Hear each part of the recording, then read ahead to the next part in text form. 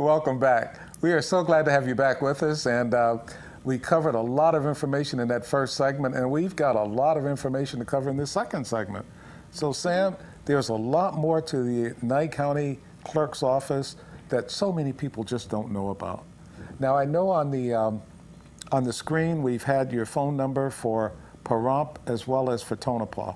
Yes. And so people can call you regardless of where they are. Yes. But you said the best way to contact you is by your email. Yes. And we want to make sure that email address is given out so that people remember exactly how to contact you. Would you give your email address one more time? Sure, if I could say it again. It's smerlino@co.nye.nv.us. And it's also on the website. My email's the only one on there. So. Okay, so that way they can always get in touch with you, or they can call, and you may or may not be in that particular office, but they can still get the message to you. Yes, yes.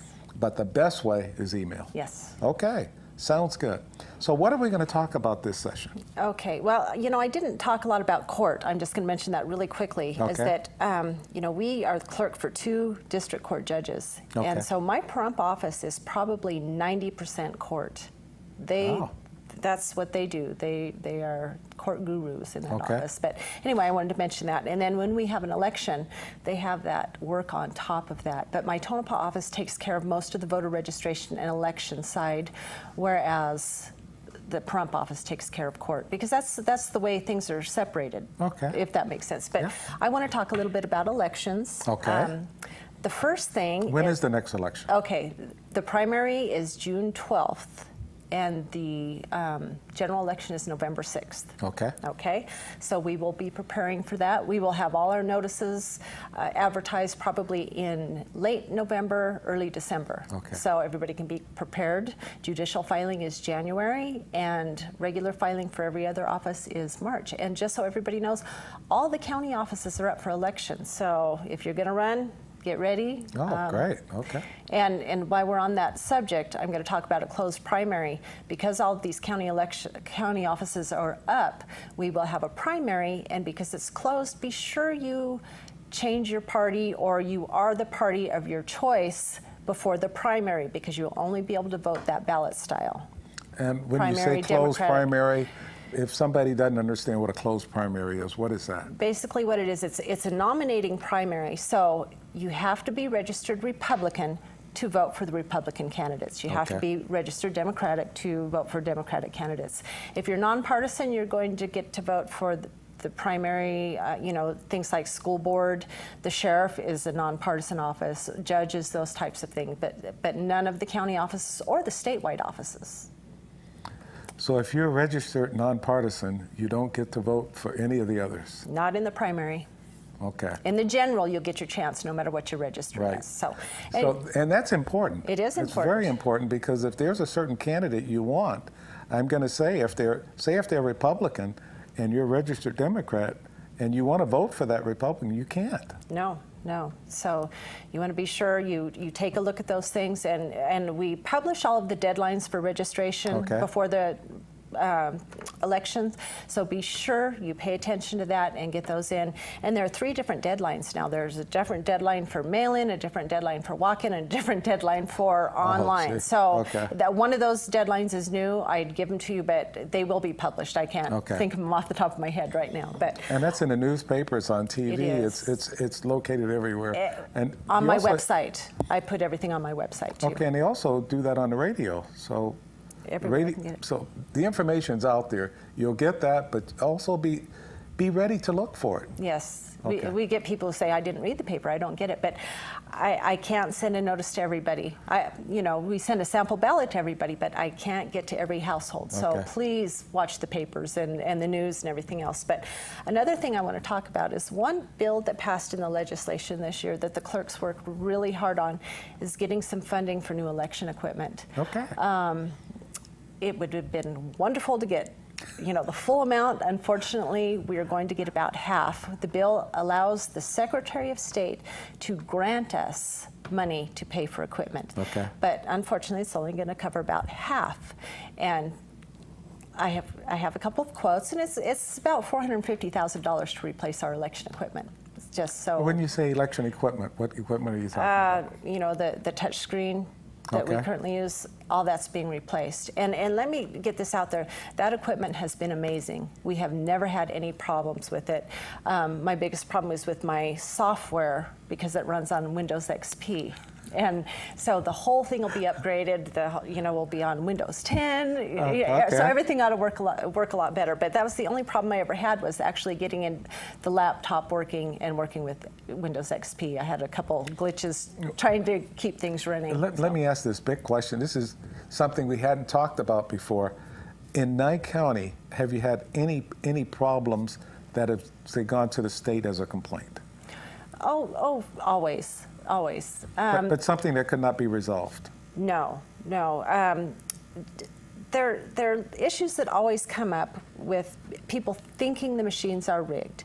Okay. And the biggest year was when Harry Reid ran last time.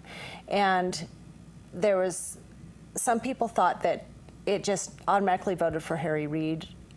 And what was happening, is we tested a few times, is that those touchscreens are very sensitive. So people have a tendency to vote like this. And so they'd vote here and their knuckle would hit the other and it would cancel out one or the other. So there was never anything that came of it. But I remember that was a big issue. It was in Clark County, and as soon as it was in Clark County, then we had people complain here that it happened. Other than that, our biggest problem is the workers accidentally giving the wrong ballot style. And that's what happens. You know, you have human error.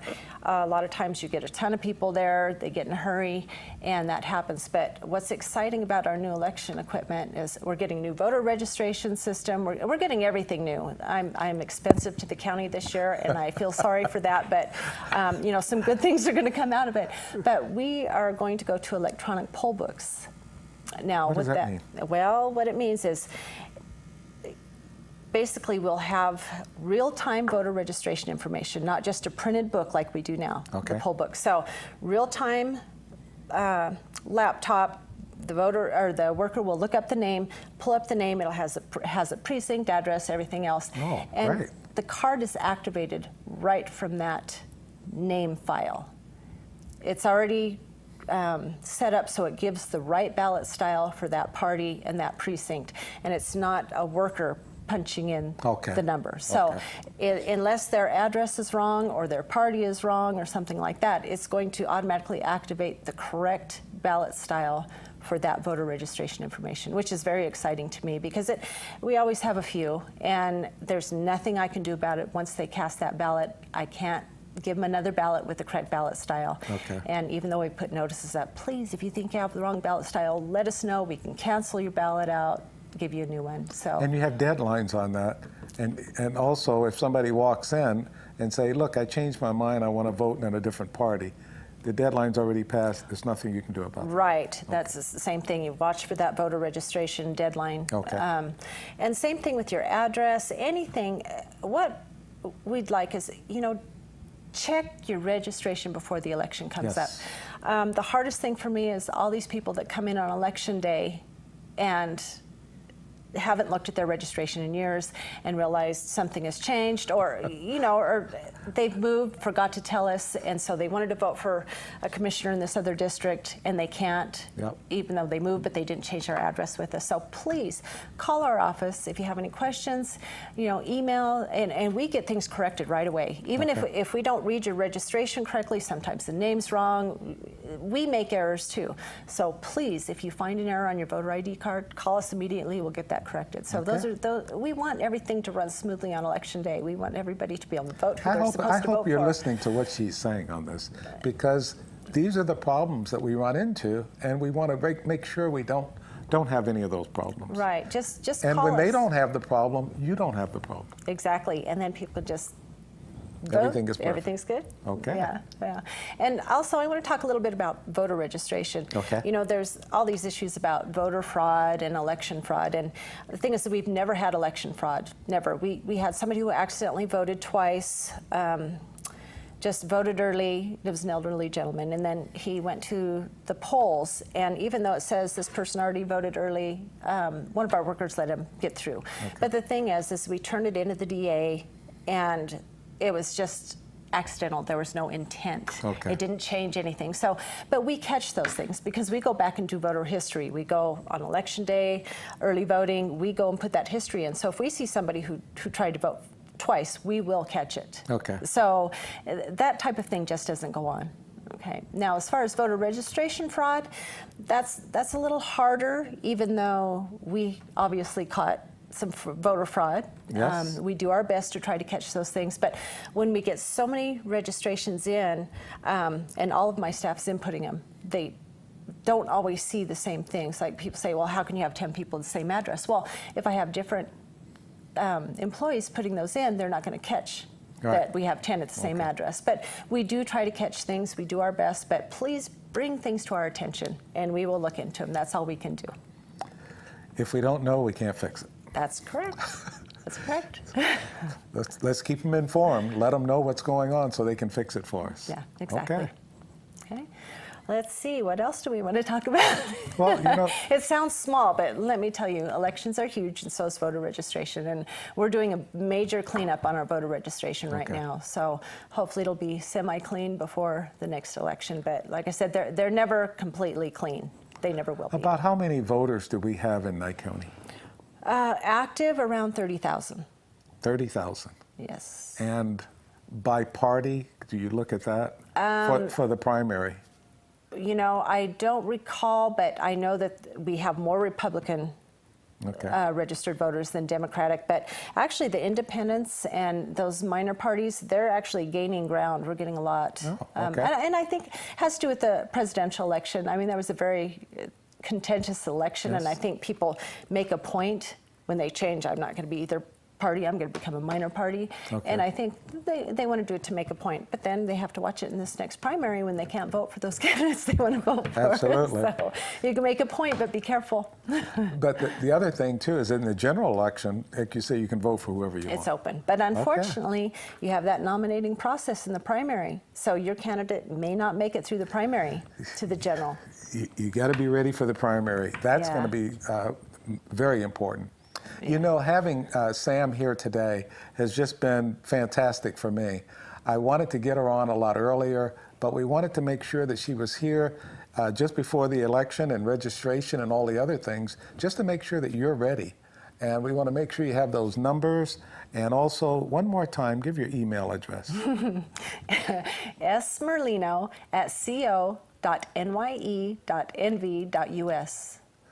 Okay, you got that? This is Sam Merlino, and thanks again, Sam, for being here. Thank you. I enjoyed it. Look, we're going to be going into our next session, so come back and join us. Thank you.